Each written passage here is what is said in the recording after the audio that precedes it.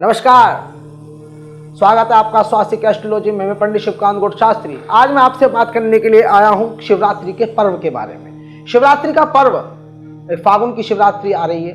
फागुन की शिवरात्रि पर क्या हम ऐसा उपाय करें, क्या हम ऐसी पूजा पाठ करें कि भगवान शंकर हमसे जल्दी प्रसन्न हो जाएं और हमारे सभी कार्य को सिद्ध करें। तो देखिए, भगवान शंकर के पास पहुंचने के लिए हमें भगवान नंदी के श्री चरणों से निकलना पड़ता है। भगवान श्री नंदी के पास पहले हमारी बातें जाती हैं, तब जाकर भगवान शंकर तक हमारी बात पहुंचती है। तो आप क्या करना है, आपको आपके इस जो फागुन शिवरात्रि आ रही है, इस पे आप भगवान नंदी को कैसे प्रसन्न करें और भगवान शंकर को कैसे अपनी बात पहुंचाएं। इसके लिए मैं आपको एक छोटा सा उपाय बताने जा रहा हूं। उपाय भी आपको इस छोटी सी मार्मिक कथा में आपको प्राप्त होगा। एक समय की बात है, बहुत समय पुरानी बात मैं आपको बताने जा रहा हूं कि भगवान शंकर का एक भक्त है, बहुत ही ज़्यादा भगवान शंकर का प्रेमी है। भगवान शंकर की तरफ उसकी बहुत विकट आस्था है, हर तरीके से भगवान के समर्पण रखता है वह व्यक्ति। दोनों पति पत्नी, उसकी धर्मपत्नी भी ऐसी है कि वो भी भगवान के प्रति पूर्णतः समर्पण रखती है और बहुत ही ज़्यादा दरिद्र हैं, बहुत ही ज़्यादा गरीब हैं। एक समय इतने ज़्यादा दरिद्र हैं, इतने ज़्यादा गरीब हैं कि जंगलों में रहते हैं, लकड़ियाँ काट कर अपना भरण पोषण करते हैं। एक बार माँ पार्वती को भगवान शंकर से बोली कि प्रभु, ये आपके इतने दीन भक्त हैं, आपका इतना स्मरण करते हैं, आपका इतना चिंतन करते हैं, लेकिन आप इनकी कोई मदद नहीं करते। भगवान कहते हैं कि देवी, ये जो व्यक्ति हैं, ये मृत्यु लोक पे जो भी मनुष्य का जन्म हुआ है, वो अपने प्रारब्ध को काटने के लिए उसका जन्म हुआ है। वे अपने प्रारब्ध काट रहे हैं, ये अपने प्रारब्ध काट रहे हैं। इनके लिए मैं अगर कुछ करना भी चाहूँ तो ये उसको प्राप्त नहीं करेंगे। लेकिन माता पार्वती की जिद भगवान शंकर से बोली, नहीं, आप इनकी मदद कीजिए, इन पर मुझे बहुत दया आ रही है। क्योंकि माँ तो माँ है, माँ को इन पर बहुत ज़्यादा दया आ जाती है। माँ भगवान शंकर के पीछे पड़ जाती हैं और भगवान शंकर कहते हैं, ठीक है, जैसी आपकी मर्जी। दोनों पति पत्नी लकड़ियाँ काट कर लकड़ियों के गट्ठर को अपने सिर पर रखकर और अपने चल रहे हैं। रास्ते में भगवान शंकर की माया से एक असरफियों की थैली भरी हुई पड़ी है। पति की निगाह उस पर जाती है तो पति कहता, देखो, ये किसी की असरफी की थैली गिर गई है। पत्नी बोलती है कि प्रभु, क्या अपराध हो गया? किसी पराये धन को देखना भी हमारे लिए अपराध है, चलो यहाँ से सीधे चलते हैं। भगवान शंकर बोले, देखा देवी, ये इतने लीन है मेरे पर, इनकी इतनी आस्था है कि मैंने इनके सामने, इनके धन की पोटली तुम्हारे सामने मैंने इन्हें दी, लेकिन इन्होंने नहीं ग्रहण करी। दोनों पति पत्नी आगे चले जाते हैं और कहते हैं, भगवान, आज कितना अनर्थ हो गया, किसी पराया धन मुझे कैसे मिल गया, कैसे मैंने पराया धन पर मेरी दृष्टि चली गई। उधर पार्वती जी कहती, चलो, इन्होंने धन नहीं लिया, कोई बात नहीं।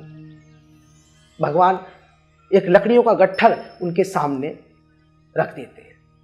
जब लकड़ियों के गट्ठर उनके सामने रख देते हैं तो दोनों फिर बहुत ज़्यादा विचलित हो जाते हैं। कहते, देखो, कैसा हमने सोने के दर्शन करे, कैसी स्वर्ण के हमने दर्शन करे कि आज सब कुछ हमारे साथ अनिष्ट हो रहा है, सब कुछ गलत हो रहा है। पता नहीं कोई लकड़ी बीनकर गट्ठर रख लिया, किसकी लकड़ी थी, किसका क्या था, नहीं ग्रहण किया। उधर माँ पार्वती कहती है, ये तो बहुत ही ज़्यादा आपके भक्त हैं, ये नहीं मानेंगे। भगवान ने फिर उनकी बातों को, माता पार्वती की बातों को माना और उन्हें स्वर्ण रजित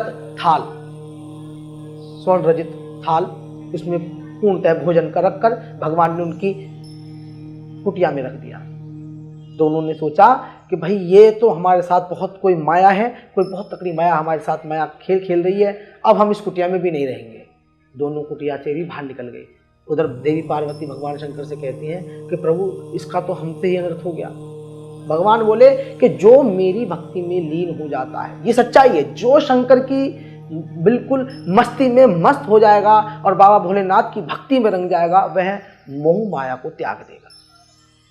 बात वहीं आ जाती है। उधर भगवान स्वयं दोनों को दर्शन देते हैं, दोनों को क्षमा करते हैं, दोनों का कल्याण करते हैं, वरदान देते हैं, उनको परम धाम, परम मुक्ति को प्राप्त कराते हैं। कथा का दायित्व यही था कि आप विशेष तौर पर भगवान शंकर की तरफ अगर आपकी आस्था है तो हमारी उस आस्था को, हमारी बात को भगवान शंकर तक पहुंचाने के लिए सिर्फ एक रास्ता है, वो है भगवान नंदी। और भगवान नंदी तक पहुंचने का जो रास्ता है, वो रास्ता है हमारे कर्म। अगर हमारे कर्म अच्छे हैं, हम सात्विक जीवन जीते हैं, भगवान का स्मरण करते हैं, किसी दुखी व्यक्ति की मदद करते हैं, दया भाव हमारे अंदर है तो हमारी बात निश्चित तौर पर नंदी भगवान तक पहुंचती है, क्योंकि नंदी भगवान के पास सबकी फाइलें जाती हैं और उन फाइलों को भगवान शंकर के पास तब पहुंचाया जाता है यह निर्णय करके, यह निश्चित करके कि ये व्यक्ति जिसकी ये अरदास है, ये व्यक्ति निश्चल है,